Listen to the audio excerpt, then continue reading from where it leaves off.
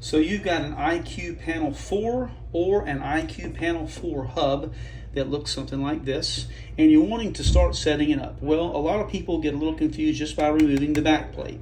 So it doesn't matter if you have the IQ Panel 4 like this, or if you have the IQ Panel 4 hub like this, which may come in Power G, 319, 433, whatever it comes in, it's going to be the same instructions for the removal of the backplate.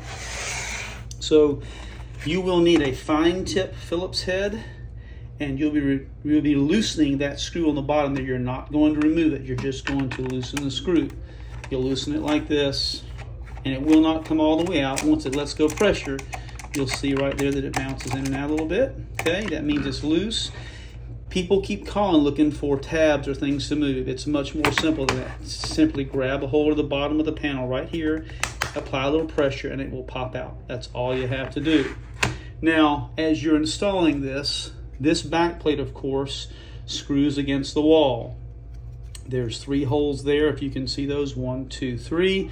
Those are going to screw against the wall. You do want to make sure that you look at the quick setup instructions inside the box. It will help you tremendously. However, before you're mounting everything, this power cord is going to go inside of the back panel like this, the plate. So this should be coming out of the wall. This should be mounted against the wall.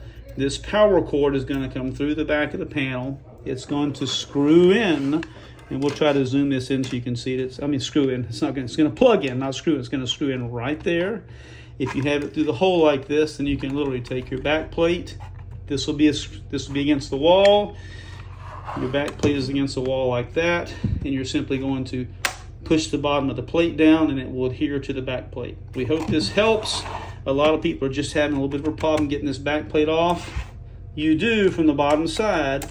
You'll need to look at it. You want to retighten this screw in the bottom, because it will tighten the front of the panel to the base plate. You don't want it to be loose where it just comes off the wall. We're going to do this real quickly again for the removal. Again, just untighten this with a very fine Phillips head until your spring is free like that. Grab hold of the bottom of the plate, pull it off. That's all you got to do. Hope this helps.